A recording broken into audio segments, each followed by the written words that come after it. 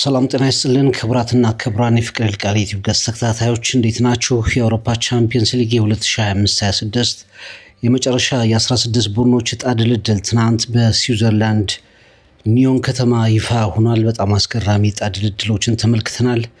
የምድብ ጨዋታዎችን በአንደኝነት የደመደመው አርሰናል ከጀርመኑ ባየር ሊቨርኩሰን ጋር ተገናኝቷል። የጀርመኑ ባየር ሚዩኒክ ከአትላንታ ከጣሊያኑ አታላንታ፣ ሊቨርፑል ከቱርኩ ገላታሳራይ፣ ቶተንሃም ሆትስፐር ከስፔኑ አትሌቲኮ ማድሪድ፣ የስፔኑ ባርሰሎና እንደዚሁ ከእንግሊዙ ኒውካስል ዩናይትድ፣ ቼልሲ ከፈረንሳዩ ፓሪስ ሰን ዠርመን፣ ስፖርቲንግ ሊዝበን የፖርቹጋሉ ከኖርዌይ አስገራሚ ግስጋሴ ካደረገው ቡድን ቦዶ ግሊምት፣ እንዲሁም ማንቸስተር ሲቲ ከሪያል ማድሪድ ታላቁ ፍጥጫ በሞደርን ዴይ የቻምፒየንስ ሊግ ትንቅንቆች ውስጥ በጣም ትልቁን ፍጥጫ እያስተናገደ የመጣው መርሃ ግብር ማንቸስተር ሲቲ ከሪያል ማድሪድ ጨዋታቸውን ያከናውናሉ ማለት ነው። ዘንድሮ ከ16ቱ ቡድኖች ውስጥ 6ቱን የእንግሊዝ ፕሪሚየር ሊግ ቡድኖች ይዘውታል። በጣም አስደናቂ ግስጋሴ አድርገዋል። አርሰናል፣ ማንቸስተር ሲቲ፣ ሊቨርፑል፣ ቶትናም፣ ኒውካስል ዩናይትድ፣ ቼልሲ እነዚህ ቡድኖች ከ16ቱ 6ቱን ቦታዎች ይዘዋል። በሁለተኛ ደረጃ የስፔን ላሊጋን መጥቀስ ይቻላል። ሪያል ማድሪድ፣ ባርሰሎና እና አትሌቲኮ ማድሪድ ወደ 16 ውስጥ መግባት ችለዋል። የጀርመን ሁለቱ ክለቦች ባየር ሚኒክ እና ባየር ሊቨርኩሰን አልፈዋል። ከዛ ውጪ ቱርክ፣ ፖርቹጋል፣ ፈረንሳይ፣ ጣሊያን እና ኖርዌይ አንዳንድ ክለቦችን አሳልፈዋል። የቱርኩ ጋላታሳራይ፣ ፖርቹጋሉ ስፖርቲንግ ሊዝበን፣ የፈረንሳዩ ፒኤስጂ እንዲሁም ደግሞ የጣሊያኑ አታላንታ እና የኖርዌይ አስገራሚ ጉዞ አድራጊ ቡድን ቦዶ ግሊምት መጠቀስ የሚችሉ ናቸው። በቻምፒየንስ ሊጉ እንግዲህ የዕጣ ድልድሉ ሲወጣ በርካቶችን ያስገርመው የዕጣ ድልድል ማንቸስተር ሲቲ ከሪያል ማድሪድ ያገናኘው ጨዋታ ነው። ይህ ጨዋታ ከቅርብ ጊዜያት ወዲህ በግማሽ ፍጻሜ በጥሎ ማለፍ የምናውቀው ነው። አምናም የማንቸስተር ሲቲ ግስጋሴ የተገታበትን አጋጣሚ እናስታውሰዋለን። ሪያል ማድሪድ ከማንቸስተር ሲቲ በዘመናዊ ቻምፒየንስ ሊግ ላይ በከፍተኛ ሁኔታ እየተገናኙ ተመልክተናል። በ5 ተከታታይ የቻምፒየንስ ሊግ ካምፒዮኖች ላይ ሁለቱ ቡድኖች ተገናኝተዋል። ማንቸስተር ሲቲ መጀመሪያ በዚህ በዘንድሮ ድልድል ላይ እንደዚሁ 2-1 በሆነ ውጤት ወደ ሳንቲያጎ ቤርናቢዮ አቅንቶ በሊግ ፌዝ ላይ ማሸነፉን እናስታውሳለን።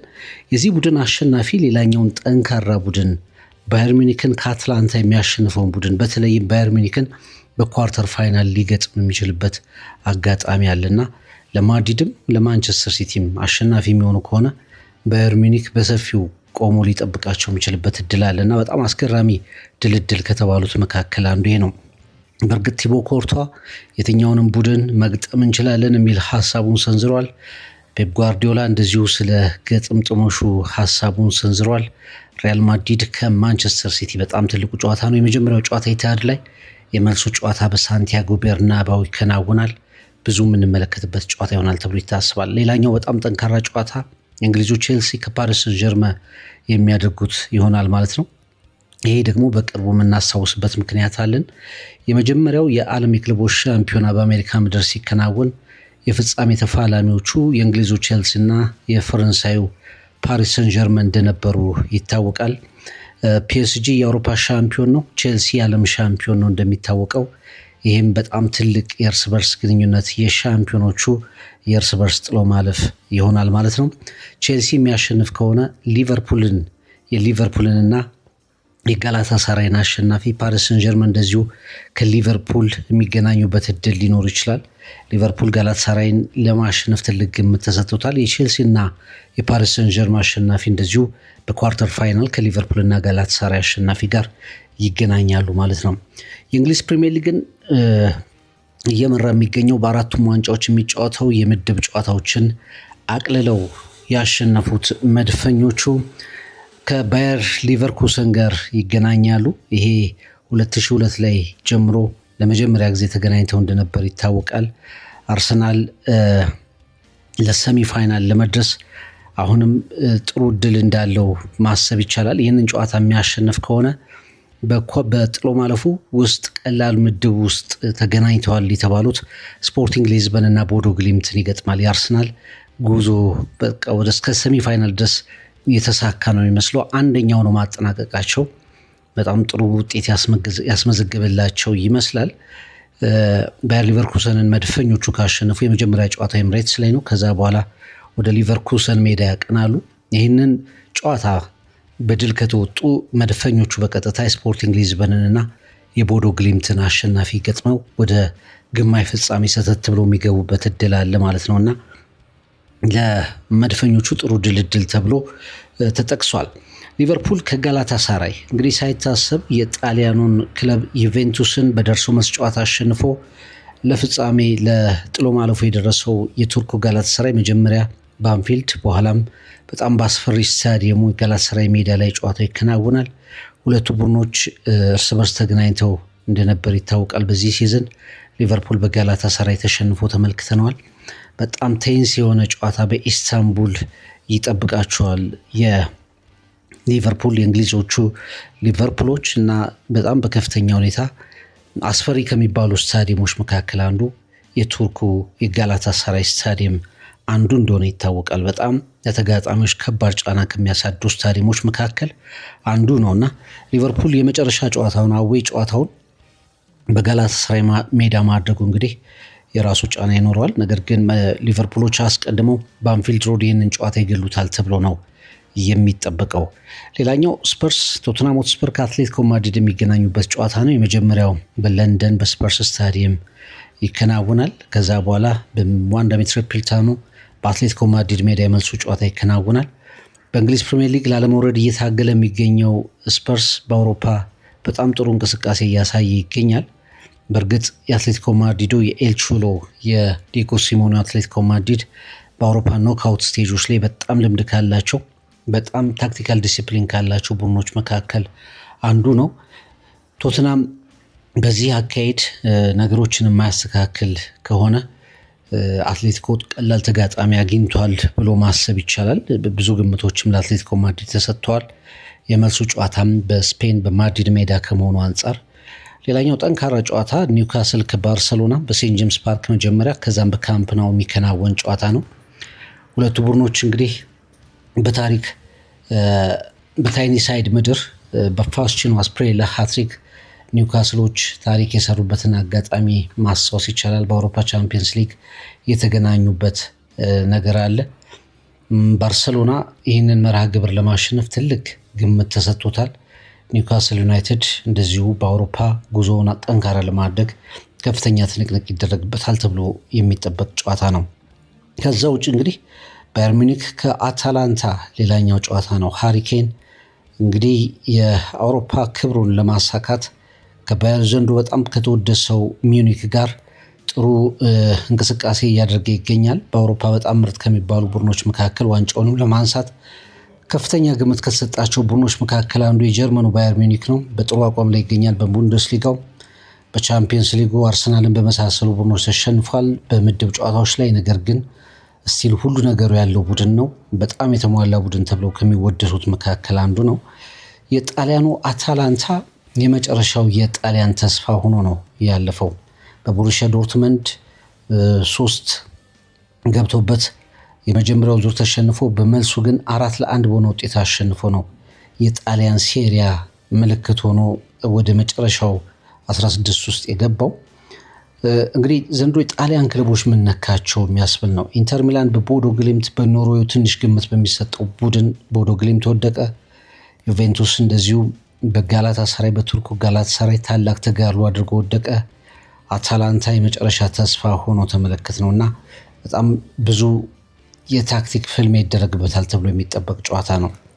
ከ8ቱ ጨዋታዎች ቀለል ያለውና አስገራሚ ቡድን እንደገና 8 ውስጥ እንደሚገባበት የተረጋገጠው የስፖርቲንግ ሊዝበን እና የቦዶ ግሊምት ጨዋታ ነው። ቦዶ ግሊምት ኢንተር ሚላንን ከጣሉ በኋላ የአውሮፓ ጉዟቸውን ማሳመር የሚችሉበት ቀለል ያለ መርሃ ግብር ደርሷቸዋል ማለት ይቻላል። የመጀመሪያው የኖርዌይ ክለብ ነው። ለጥሎ ማለፍ የደረሰ የኖርዌይ ክለብ ነው። በጣም የአንደርዶግ ታሪኮች ሳቢ ይሆናሉ። በትልልቅ ሻምፒዮናዎች ላይ የማይገመቱ ትንንሽ ቡድኖች ታላላቅ ውጤቶችን ሲያስመዘግቡ በጣም አስገራሚ ይሆናል ለቡድኖችና ቦዶ ግሊምት ዘንድሮ በተለየ ሁኔታ ይታያል። የፖርቹጋሉ ስፖርቲንግ ሊዝበን እንደዚሁ የመጀመሪያውን ጨዋታ በራሱ ሜዳ ያከናውናል። ከዛ ወደ ቦዶ ግሊምት ረቅ ብሎ ተጉዞ ጨዋታው ያከናውናል ማለት ነው። የጥሎ ማለፉ የመጀመሪያ ጨዋታዎች በማርች 10 እና 11 ይደረጋሉ። ሁለተኛው ከሳምንት በኋላ በ17 እና በ18 ይደረጋል። ከዛ በኋላ እንግዲህ የቼልሲ ሊቨርፑል እርስ በርስ የመገናኘት እድል ይኖራቸዋል። ማንቸስተር ሲቲ፣ ሪያል ማድሪድ አሸናፊዎቹ ከባየር ሚኒክ ጋር የመጫወት እድል ይኖራቸዋል። ቶትናም ከኒውካስል ሌላ ኦል እንግሊሽ የኳርተር ፋይናል ጨዋታ የመሆን እድል አለው። አርሰናል ደግሞ እንግዲህ እስከ ሰሚ ፋይናል ድረስ ቀለል ያሉ ጨዋታዎችን ሊያጋጥሙት እንደሚችሉ መድፈኞቹ በዚህ አቅጣጫ እድለኛ ሊሆኑ እንደሚችሉ መገመት ይቻላል። አምና ሪያል ማድሪድን ከገጠሙበት ከባድ ፍልሚያ አንጻር መድፈኞቹ ቀለል ያሉ መርሃ ግብሮችን እያከናወኑ ሪያል ማድሪድን፣ ፒኤስጂን መግጠማቸው ይታወሳል። አምና በጉዟቸው የአሁኑ ትንሽ ቀለል ያለ መርሃ ግብር ይመስላል። በሃንጋሪ ቡዳፔስት ፑሽካሽ አሬና ሜይ 30 2026 የአውሮፓ ቻምፒየንስ ሊግ የፍጻሜ ውድድር ይከናወናል ማለት ነው። ከ16ቱ ቡድኖች አንደኛው የአውሮፓ ንግስናውን ሜይ 30 2026 ፑሽካሽ አሬና ሃንጋሪ ቡዳፔስት ላይ ያረጋግጣል ማለት ነው። እናንተ የትኛውን ጨዋታ ከባድ ብላችሁ ገመታችሁት? የትኞቹ ቡድኖች ወደ ፍጻሜ ወደ ግማሽ ፍጻሜ ይደርሳሉ? ግምቶቻችሁን በአስተያየት መስጫው ላይ ብታሰፍሩልን በጣም ደስተኞች እንሆናለን። የእንግሊዙ ፕሪሚየር ሊግ በታላቅ ድራማ ይመለሳል። እንግዲህ በሳምንቱ ትናንትና ወልቨርሃምፕተን ከአስቶን ቪላ ጋር ባደረጉት ጨዋታ 28ኛው ሳምንት የእንግሊዝ ፕሪሚየር ሊግ ተመልሷል። ሳምንቱ ትልቅ ትንቅንቆች ይጠበቃሉ። አምስቱ ቡድኖች ለአራተኝነት እስከ 4 ሆኖ ለማጠናቀቅ ላለመውረድ አንዱ ቦታ ላይ በተለይ ላለመውረድ፣ ከሁሉ በላይ ግን በማንቸስተር ሲቲ እና በአርሰናል በኩል ለዋንጫ ፉክክር የሚደረገው ትንቅንቅ አጓጊ ሆኖ የምንመለከትበት ፕሪሚየር ሊግ ተመልሷል። ዛሬ እንግዲህ በርንሞስ ከሰንደርላንድ፣ በርንሊ ከብሬንትፎርድ 12 ሰዓት ላይ የሚደረግ ጨዋታ ነው። ሊቨርፑል ከዌስትሃም ዩናይትድ፣ ኒውካስል ከኤቨርተን በጣም በጉጉት የሚጠበቀውና በተለይ መድፈኞቹ የቤት ስራቸውን ከሰሩ በኋላ ምን ያጋጥም ይሆን ብለው አይናቸውን የሚጥሉበት የማንቸስተር ሲቲ እና የሊድስ ዩናይትድ ጨዋታ በኤላንድ ሮድ ምሽት 2 ሰዓት ከ30 ላይ ይከናወናል። በማግስቱ ብራይተንና ከሆቭ አልቢዮን፣ ፉላም ከቶትናም፣ ማንቸስተር ዩናይትድ ከክሪስታል ፓላስ 11 ሰዓት ላይ ሁሉም ጨዋታዎች ይከናወናሉ። በለንደን ኤምሬትስ ላይ በለንደን ደርቢ አርሰናል ከቼልሲ ጨዋታቸውን ያከናውናሉ ማለት ነው። ሁሉም ትኩረት የአርሰናልና የማንቸስተር ሲቲ ጨዋታ ላይ ይሆናል። የ2025/26 የፕሪሚየር ሊግ ሻምፒዮንነት የታይትል ፉክክር ትልቁ ትንቅንቅ እነዚህ ሁለት ቡድኖች ላይ እያረፈ ነው። አርሰናል ባለፈው በለንደን ደርቢ በሰሜን ለንደን ደርቢ ቶትናምን አፈራርሶ ማሸነፉን ተከትሎ ከሁለት ተከታታይ እንቅፋት ከበዛባቸው ጨዋታዎች በኋላ ማለትም በጂቴክ ከብሬንትፎርድ እንዲሁም ደግሞ በወልቭስ ሜዳ ሞሊኖ ወሳኝ የሚባሉ ነጥቦችን ከጣለ በኋላ ሰሜን ለንደን ደርቢን በድንቅ ብቃት ማሸነፉ ይታወሳል። በማንቸስተር ሲቲ ላይ ያለውን የነጥብ ልዩነት ወደ 5 ከፍ ማድረጉ ይታወሳል እና ኤላንድ ሮድ ላይ ማንቸስተር ሲቲ 5ቱን ነጥብ ወደ 2 መልሶ ዝቅ የማድረግና አርሰናልን ወደ ጫና የመክተት እድል ይዞ ዛሬ ምሽት 2 ሰዓት ከ30 ላይ ፔፕ ጓርዲዮላ እና ማንቸስተር ሲቲ በከፍተኛ ፍልሚያ ውስጥ የሚያሳልፉትን ጨዋታ ያከናውናሉ ማለት ነው። ሁለቱ ቡድኖች ማንቸስተር ሲቲ እና አርሰናል ኤፕሪል ላይ ይገናኛሉ። ከዛ በፊት ነጥቦችን እያሳኩ ከሄዱ ሁለቱም ቡድኖች እርስ በርስ የሚገናኙበት ጨዋታ ዋንጫውን የሚወስን ጨዋታ ይሆናል። ያ ቀን ምን አይነት ከባድ ቀን ሊሆን እንደሚችል ለመድፈኞቹም ለማንቸስተር ሲቲም መገመት ይቻላል። ኤፕሪል ላይ ይገናኛሉ። ሁለቱም ቡድኖች የካራባው ካፕ ፍጻሜ አላቸው። በቻምፒየንስ ሊግ አሉ። የእንግሊዝ ፕሪሚየር ሊግ ታይትል ፉክክር ላይ አሉ። በኤፍኤ ካፕም አሉ። አርሰናልም ማንቸስተር ሲቲም 4 እድል ይዘዋል ለዋንጫ። በፕሪሚየር ሊጉ አንደኛና ሁለተኛ ናቸው። ኤፍኤ ካፕ 5ኛ ዙር ውስጥ ገብተዋል። በቻምፒየንስ ሊግ 16 ውስጥ ገብተዋል። በካራባው ካፕ እርስ በርስ ለፍጻሜ ተገናኝተዋል። አርሰናል ከ22 ዓመታት በኋላ ዋንጫው ለማግኘት አሁን በተለይ ስፐርስን ካሸነፈ በኋላ ላልተው የነበሩ ጥርጣሬ ውስጥ ገብተው የነበሩ እምነቶች እንደገና የተሰጡት ቡድን ሆኗል። ለአራተኛ ተከታታይ ጊዜ አራተኛ ሆኖ ላለማጠናቀቅና የሻምፒዮነት ክብርን እንደገና በመያዝ አጣብቂኝ ውስጥ መንገድ ውስጥ ሆኖ መድፈኞቹ ጨዋታቸውን በዚህ ሳምንት ከቼልሲ ጋር ያከናውናሉ ማለት ነው። አሁን አንደኛ ናቸው። 84% አካባቢ የሻምፒዮንነት እድል ኦፕታ ሰጥቷቸዋል። 152 ቀናት አካባቢን በመሪነት አሳልፈዋል መድፈኞቹ። በጣም ድንቅ ጉዞ ነው ለረጅም ጊዜያት ያደረጉት። በአራቱም ተከታታይ ዓመታት በፕሪሚየር ሊግ ዋናት አካባቢ አይጠፉም። ሁለተኛው ነው የሚያጠናቅቁት። በዘንድሮ ዓመት ላይ ደግሞ 152 ቀናትን የመራ ሌላ ቡድን የለም ማለት ይቻላል። አሁንም ለሻምፒዮንነት ከፍተኛው ግምት ሲሰጣቸው በጣም ኳሊቲ ያላቸው ቻንሶችን የማይፈቅድ አውሮፓ ውስጥ ካሉ 5 ምርጥ ቡድኖች ሊጎች ውስጥ ለተጋጣሚ ጎል እንዲሆኑ የሚበቁ እድል የሆኑ ምርጥ እድል ተብለው የሚጠቀሱ የጎል አጋጣሚዎችን የማይፈቅድ ቡድን አርሰናል።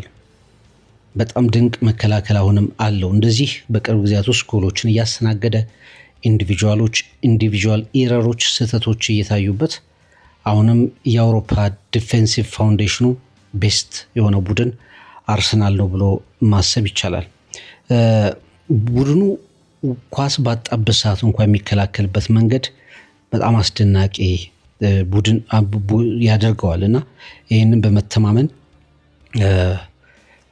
አርሰናል ወደ ሻምፒዮንነት ያመራል የሚለው ግምት በእጅጉ ተሰጥቶታል። በጣም ሪስክ በጨዋታ ውስጥ በተወሰኑ አጋጣሚዎች ነው ለተጋጣሚዎች እድል የሚፈቅደው፣ ግን በአብዛኛው በጨዋታ በ90 ደቂቃ ውስጥ ደጋግሞ ሪስክ ውስጥ የሚገባ ቡድን አይደለም። አደገኛ እንቅስቃሴዎችን አስቀድሞ የሚከላከል ቡድን ነው በሚል አሁንም ለማሸነፍ መድፈኞቹ ትልቁ ግምት ተሰጥቷቸዋል። እስካሁን እንግዲህ በሴት ፒስ ዶሚናንስ አርሰናልን የሚያክል ቡድን የለም። በአምስቱም የአውሮፓ ቶፕ ከሚባሉ ሊጎች ውስጥ 19 ሴት ፒስ ጎሎችን በማስቆጠር በ2025/26 አርሰናል አሁንም ቀዳሚ ነው። 34 በመቶ የሚሆኑ ኳሶቹ አሁንም በዴድ ቦል ሲቹዌሽን በቆሙ ኳሶች ገዳይነት የተቆጠሩለት ቡድን ነው። ከሴት ፒስ በጣም ትልቅ ኢምፕሩቭመንት እያሳየ ቡድን ነው። ከአምናው አንጻር በሁለቱም ቦክሶች ላይ በራሱም ቦክስ በተጋጣሚ ቦክስ ላይ ጎልቶ የሚታይ ቡድን በመሆኑ ምክንያት ማጥቃቱም ላይም መከላከሉ ላይም ጥሩ የመሆን ነገር አለው እና መድፈኞቹ ይህንን ኳሊቲ በዚህ ሳምንት ይቀጥሉታል ተብሎ በከፍተኛ ጉጉት የሚጠበቁበትን ጨዋታ ከቼልሲ ጋር ያከናውናሉ ማለት ነው። ከዛ ውጭ እንግዲህ ከትባክ ኪንጎችም ናቸው አርሰናሎች። በሊግ ውስጥ ብዙ ከትባክ እድሎችን የፈጠሩ ናቸው። 7 ጎሎችን ከጨዋታዎችን አቋርጠው በተለይ በሎ ብሎክ ከሚጫወቱ ቡድኖች ጋር የከትባክ ኳሶችን በከፍተኛ ሁኔታ የሚጠቀሙ ሆነው እናገኛቸዋለን እና መከላከሉ፣ አማካዩ በጥሩ ሁኔታ የሚነሳለት ቡድን እንደሆነ ይታወቃል። ረጅም ጊዜ በቅርብ ጊዜያት ከጣላቸው ነጥቦች አንጻር አርሰናል ጥርጣሬ ውስጥ ገብቶ እንደነበር እናስታውሳለን እና አሁንም ቡካዮ ሳካ እንደ ማርቲን ኦዴጋርድ አይነት ተጫዋቾች በፍላንክ በኩል ያሉ እንቅስቃሴዎችን በራይትና በሌፍት ሳይድ ያሉ እንቅስቃሴዎች ላይ ገና ብዙ ነገሮች እንደሚቀሩ ቢጠቁሙ በመሀል አጥቂው ቪክተር ዮኬሬሽ በኩል ደግሞ ያለው መሻሻል አርሰናሎች የበለጠ የማጥቃት እንቅስቃሴያቸው ላይም መሻሻል እያመጡ እንደሆነ የሚጠቁሙ ነገሮችን አሳይተዋል። ከዚህ አንጻር በከፍተኛ ሁኔታ ለማሸነፍ ግምት ተሰጥቷቸዋል። ነገ ምሽት የሊድስ ዩናይትድ እና የማንቸስተር ሲቲን ጨዋታ አይተው ነው የሚገቡት። ቼልሲ በተከታታይ 2 ጨዋታዎች ላይ መገናኘታቸውን እናስታውሳለን። የመጀመሪያው ስታንፎርድ ብሪጁ የፕሪሚየር ሊግ ጨዋታ በአንዳቻ ውጤት ነው የተጠናቀቀው። የመልሱ ጨዋታ ነገ ምሽት 1 ሰዓት ከ30 ላይ ይከናወናል። በካራባው ካፕ ግን ሁለቱ ቡድኖች ባደረጉት ፍልሚያ በደርሶ መልስ አርሰናል ማሸነፉና ለፍጻሜ መድረሱ ይታወቃል። አሁን ለአራተኛ ጊዜ ነው በ2 ወራት ውስጥ ለአራተኛ ጊዜ ነው አርሰናል ከቼልሲ የሚገናኙት። የለንደን ደርቢ ሀያል ማን ሆኖ ይወጣል የሚለው የሚታይበት ነው። ሞር ማቹር ያደረገ አርሰናል እያየ እንገኛለን። ከድክመቶቹ የሚያገግም አርሰናል እየተመለከት እንገኛለን። አበቃለት በሚባልና በጣም ያዘመን መጣ የሚባል ነገር ቀልብሶ የተመለከትነውን አርሰናል እያየ እንገኛለንና ምናልባት አጨራረሱ ለመድፈኞቹ ይሰምር ይሆን ከሚል ጥያቄ ጋር የሚከናወን የፕሪሚየር ሊግ ጨዋታ ይሆናል ማለት ነው። ሁሉም አይኖች ግን አስቀድሞ ነገ ከሚደረገው ጨዋታ በፊት ዛሬ ምሽት 2 ሰዓት ከ30 ላይ ማንቸስተር ሲቲ ከሊድስ ዩናይትድ ጋር ከሚያደርጉት ጨዋታ ላይ ይሆናል። ሊድስ ዩናይትድ ዘንድሮ የትኛውም ቡድን የሚሞግት የሚፋለም ቡድን ሆኗል። ማንቸስተር ሲቲ በጣም ተቸግሮ ነው ኢቲሃድ ላይ ሊድስን ያሸንፈው። በኤላንድ ሮድ ደግሞ ሊቨርፑል፣ ማንቸስተር ዩናይትድ፣ ቼልሲ የመሳሰሉ ቡድኖች ነጥብ ጥለው ተመልክተናል። አስቶን ቪላን የመሳሰሉ ጠንካራ ቡድኖችን ሊድስ ዩናይትድ ከሜዳው ውጪ ነጥብ ሲወስድባቸው ተመልክተናል እና ቀላል ጨዋታ እንደማይሆን መገመት ይቻላል። የዋንጫ የማሸነፍ እድል ለሲቲ በተከታታይ አርሰናል ነጥቦችን ቢጥልም አሁንም ኦፕታን ጨምሮ ከተለያዩ ፕሮባቢሊቲን የዋንጫውን ያሸንፋል ብለው ግምቶችን ከሚሰጡ ተቋማት የ16 በመቶ የማሸነፍ ሻምፒዮን የመሆን እድል ብቻ ነው አሁንም እየተሰጠው ያለው። ልዩነቱ ሁለት እንኳ ቢሆን አርሰናል የማሸነፍ እድል አለው የሚለውን ነገር አብዛኞቹ የሚያምኑበት ሆኗል። ፕሮባቢሊቲ ግምቶችን የሚሰጡ ድርጅቶች አንዱ ማንቸስተር ሲቲ ያለው ትልቁ አድቫንቴጅ በቀሪ የፕሪሚየር ሊግ ጨዋታዎች ላይ የፔፕ ጓርዲዮላ ታሪክና በተከታታይ ጨዋታዎችን በመጨረሻ ጨዋታዎች ላይ በተከታታይ ነጥቦችን የመሰብሰብ አቅሙን ነው። በተከታታይ ዓመታት ላይ በመጨረሻዎቹ 12 እና 11 ጨዋታዎች ማንቸስተር ሲቲ አስደናቂ የማሸነፍ ሪከርዶችንና ታሪኮችን ሲጽፍ እናስተውለዋለን። ከሊቨርፑል ጋር በአስደናቂ ሁኔታ በአስደናቂ ሽርፍራፊ ሰከንድ ካሸነፈ በኋላ ፉላምን እንዲሁም ደግሞ ኒውካስል ዩናይትድን አሸንፎ 9 ነጥቦችን ይዟል። ባለፉት ተከታታይ ጨዋታዎች ላይ ከፍተኛ መሻሻል እየተመለከት እንገኛለን። የቡድኑን ልምድ፣ ኤክስፒሪየንስ፣ መረጋጋት እና ደግሞ በአሰልጣኙና እዛ ውስጥ በቀሩ ልምድ ባላቸው ተጫዋቾች ላይ ባለው የተጋድሎ ልክ ማንቸስተር ሲቲ አርሰናል ተደጋጋሚ ነጥቦችን የሚጥል ከሆነ መጠቀም ይችላል የሚሉ አስተያየቶች እየሰጡ ይገኛል። በእርግጥ በፔፕ ጓርዲዮላ ስል በፖሴሽን የሚበለጥ አንዳንዴ ደግሞ በጣም በትንሽ ቁጥር ብቻ የሚበልጥ ቡድን እየሆነ ተመልክተናል። እንደውም በአንዳንዴ ከበርንማውዝ ጋር በነበረው ጨዋታ ሆም ማች 50-50 በርንማውዝ 50 በመቶ ማንቸስተር ሲቲ 50 በመቶ ኳስ ቁጥጥር ይዞ ተመልክተነዋል። የኳስ ቁጥጥሩ በአብዛኛው 60 በመቶ ነው። የቡድኑ አቨሬጁ 60 በመቶ ነው ማንቸስተር ሲቲ። ይህ በፔፕ ጓርዲዮላ ስር የሚታወቅና የተለመደም አይደለም። በፖሴሽን ቤዝድ የሆነ ቡድንነቱን ያጣ ቡድን ሆኗል። ሞመንቶችን የሚፈጥር ተጋጣሚን ኳስ ይዞ ነጥቆ የሚያፍነው ማንቸስተር ሲቲ አሁን ሞመንቶችን እና አንዳንድ ክስተቶችን የሚጠቀም ቡድን እየሆነ መጥቷል እና ይህም ደግሞ በአንዳንድ አጋጣሚዎች ቡድኑን ሲያግዘው ተመልክተናል። ብዙ ትራንዚሽኖችን የሚጠቀም ቡድን ሆኖ ተመልክተናል። ካውንተር አታክ ላይ የሚፈጥን ቡድን ሆኖ ተመልክተናል። ይሄ በፔፕ ጓርዲዮላ ስር ለረጅም ጊዜያት የምናውቀው ይሄ ስሎ ዶሚኔሽን በቀላሉ እየገነባ ሄዶ በኋላ ተጋጣሚዎች እድል ሲከፍቱ ብቻ እድሎችን የመጠቀም ስሎ የሆነ ዶሚኔሽኑን በጣም ፈጣን ካውንተር አታክ የተካ ቡድን ሆኖ ተመልክተነዋል እና ይሄ እንግዲህ በአንድ በኩል ማንቸስተር ሲቲን እያገዘው ይገኛል። የተጫዋቾች መጨመርም ያንን እንዲያደርግ ረድቶታል። አንቶኒዮ ሴሜንዮ ለምሳሌ በመሀል የፈረመው የኮከብ ለማንቸስተር ሲቲ ፔስ ፍጥነት በመጨመር ቀጥተኛ ጨዋታ በመጨመር ከፍተኛ አስተዋጽኦ ማድረጉን እናስታውሳለን። እንዲህ አይነት ተጫዋቾች አሉ። ከዛ ውጭ እንግዲህ ግብ ጠባቂውን ጂያንሉጂ ዶናሩማን ጨምሮ ማች ዊነሮች ማንቸስተር ሲቲ አንዳንዴ ኦሬሊን ማሰብ ይቻላል። ምን አይነት ድንቅ ተጫዋች እየሆነ ኒኮ ኦሬሊ እንዴት አይነት ድንቅ ተጫዋች እየሆነ እንደመጣ ማሰብ ይቻላል። የኒውካስሉ ጨዋታ ላይ ክስተት ነበር። አንዳንዴ ሴሜንዮ ይሆናል፣ አንዳንዴ ሃላንድ ይሆናል፣ አንዳንዴ ኦሬሊ ይሆናል፣ አንዳንዴ ዶናሩማ ይሆናል እና ጨዋታዎችን ማች ዊነሮችን እየፈጠረ የመጣ ቡድን ሆኗል እና ይሄም መነቃቃት በሲቲ በኩል እየፈጠረ መጥቷል።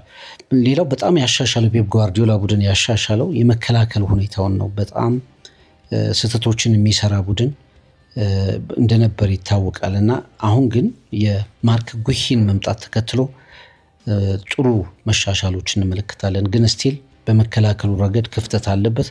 በብራይተን ጋር አንዳቸው የተለያየበትን ጨዋታ እናስታውሳለን። እየመራ ነጥብ ድሮፕ ያደረገበትን በቶተንሃም ሆትስፐር ሜዳ 2-0 እስከ ረፍት እየመራ በኋላ ላይ 2 ጎል ተቆጥሮበት አቻ የወጣበትን አጋጣሚ እናስታውሳለን እና አሁንም ሲቲ ትልቁ ክፍተቱ መከላከሉ ላይ ነው እና በ16 በመቶ ከአርሰናል 84 በመቶ የማሸነፍ ግምት አንጻር በ16 በመቶ ለመገመቱ የዲፌንሲቭ ቨርነራቢሊቲ መጋለጡን እንደ አንዳንድ ምክንያቶች ማንሳት ይቻላል። ከዛ ውጭ እንግዲህ በዚህ ሲዝን ላይናፖቹ በአብዛኛው የማይቀየሩ ከሆኑ ቡድኖች መካከል አንዱ ማንቸስተር ሲቲ ነው ብለን መናገር ይቻላል። በተከታታይ የሚያሸንፉ ቡድኖች የማይነኩበት በ9 ጨዋታዎች 8 ያሸነፈ ጉዳቶች እንዳሉ ሆነው እንደ ጆስኮ ጉቫርዲዮል፣ ሩቤን ዲያዝ፣ ኒኮ ጎንዛሌዝ አይነት ተጫዋቾች ጉዳቶች የምናስታውሳቸው ናቸውና በጣም ተጫዋቾች ቢጎዱበትም ግን አሸናፊ ቡድኑን ደግሞ በተከታታይ ቤስት ላይንአፑ ላይ የሚያሰልፍ ቡድን ሆኖ እንመለከተዋለን እና የዛሬው ጨዋታ ለማንቸስተር ሲቲ በጣም ወሳኝ ነው። ከሊድስ ዩናይትድ ጋር የሚደረገው ከዳንኤል ፋርክ ቡድን ጋር የሚደረገው ጨዋታ በጣም ወሳኝ ነው።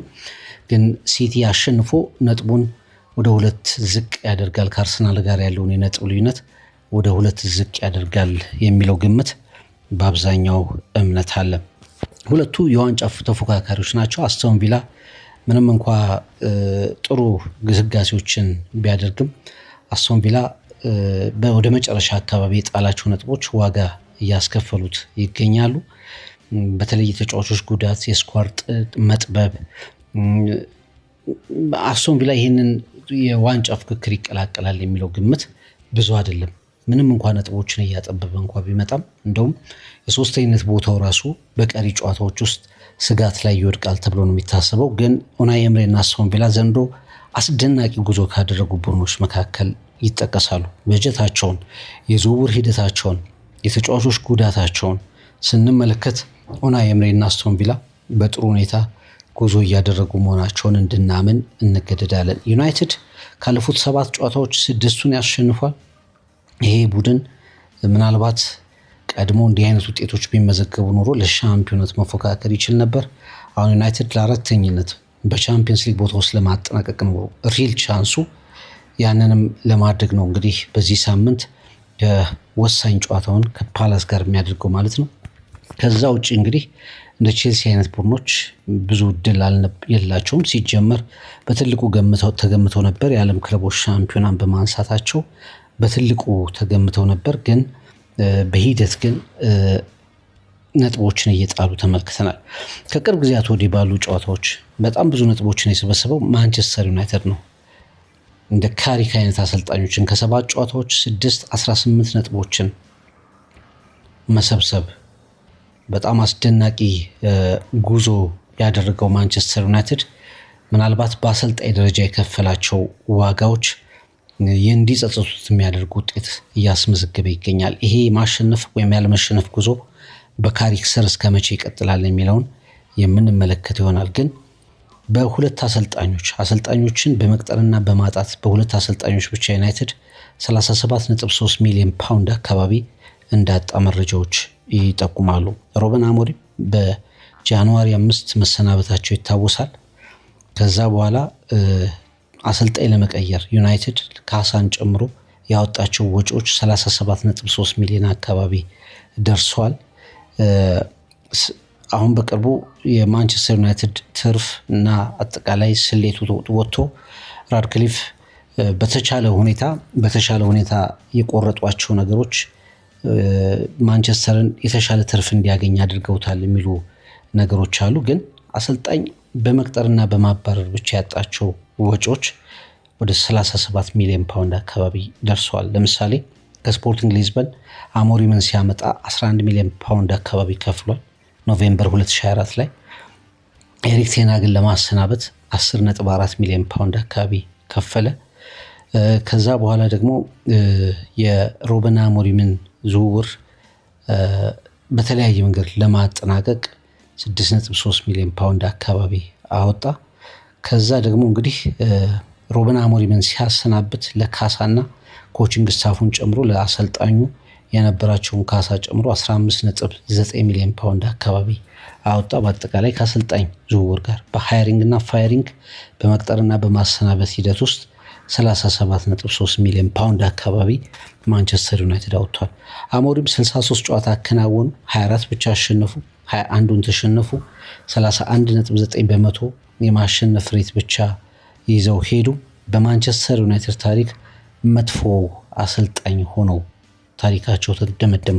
የማሸነፍ ንጻሪያቸው በዩናይትድ ታሪክ መጥፎ አሰልጣኝ ሆነው ተደመደመ። ያ ብቻ አይደለም። ከ1973-74 በኋላ ማንቸስተር በዝቅተኛ ደረጃ ወደ ሬሊጌሽን ከወረደበት 73-74 በኋላ ዝቅተኛ ውጤቱ 15ኛ ሆኖ ያጠናቀቀበት በአሞሪም የተመራበት የአምናዊ ፕሪሚየር ሊግ ሲዝን እንደሆነ ይታወቃል። በዩሮፓ ሊግ ተሸንፈዋል።